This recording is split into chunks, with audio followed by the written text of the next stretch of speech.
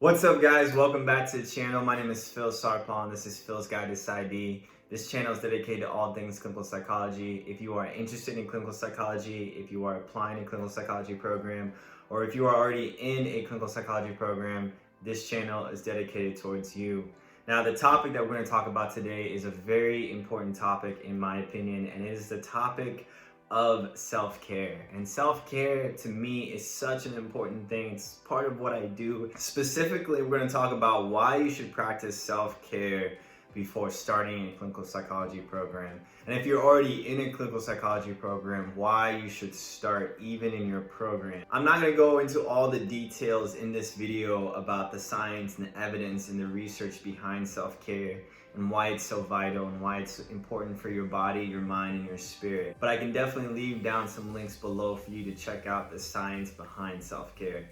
Really, the main thing that I'm going to talk about in this video is sort of the principles of why self-care is important, especially for the clinical psychology profession. In this video, I'm going to give you guys 3 reasons why you should think about self-care before starting a clinical psychology program. The first reason is that you are essentially in a self-care profession. The beautiful thing about clinical psychology is that there's evidence-based research in everything that a psychologist does. But what's beautiful about that is that with self-care, when you give self-care to your clients or to your patients, when you help them with different practical and things that they can do, there is principalities in self-care based on what you're teaching them. And what's so important about that is that as much as it's important to talk the talk, for me personally, I believe it's also important to walk the walk.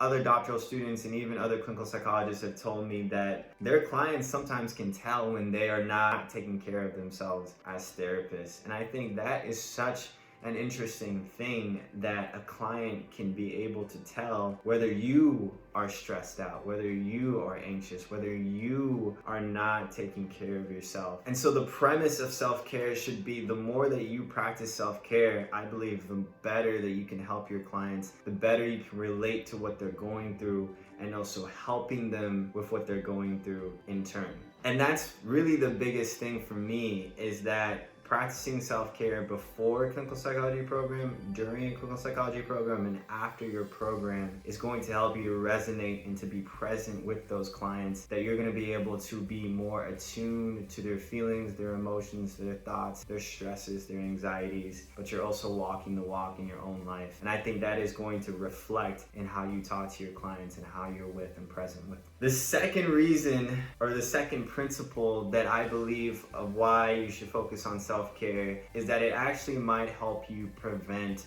burnout. Now, this is something that you guys can look up, but burnout is actually a pretty prevalent thing in therapists and clinical psychologists. And the research shows that there are clinical psychologists that quickly burn out right after graduate school. And this is kind of mind-blowing, because you would think that this profession can be done 20, 30, 40 years from now after you graduate, or as long as you live. But the whole key to that is how much you practice self-care.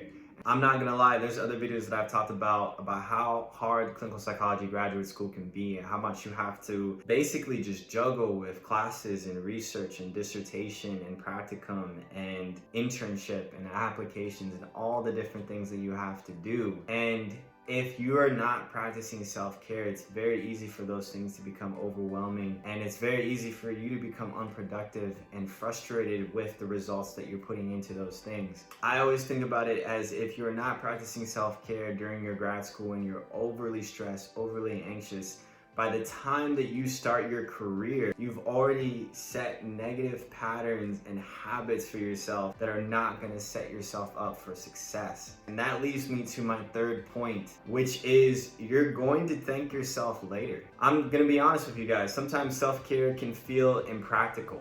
It can feel like a waste of time. It can feel like there's so many things that you want to do, so many dreams that you want to accomplish. And so self-care might feel like it's holding you back in terms of where you could actually put your focus and your purpose in. But I've already hinted at this in this video, and that the thing that's so prevalent about life is that it's not just a race, but it's actually a marathon. And if you're looking in your clinical psychology career as a 10, 20, 30, 40-year thing that you're going to do, then you have to set yourself up for success in terms of running the race as if it's a marathon. The beautiful way to describe this because it helps you to slow down. It helps you to focus your energy on the things that matters, to prioritize the things that matter, like you, your life, your personal life, your relationships, the people that you care about, your loved ones, the things that you love to do. And as you fill yourself up with those things, you're able to give yourself more into your own profession and into that passion.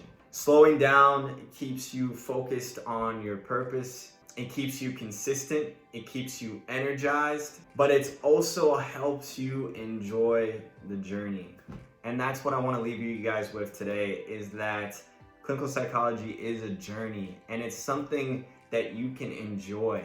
No matter how hard it is, no matter how busy you get, it is still something that you can enjoy, the little moments. A lot of people run a race as if they're gonna give everything out, and after that race, they're gonna be exhausted, they're gonna be tired, and they're not gonna have anything left to give. But running a marathon is all about being strategic in using your energy to benefit you. As you begin your journey to become a clinical psychologist, it's gonna be really important for you to focus on the things that continue to give back to yourself, to resonate on the things that truly matter. And so those are the tips, guys. Those are the 3 things.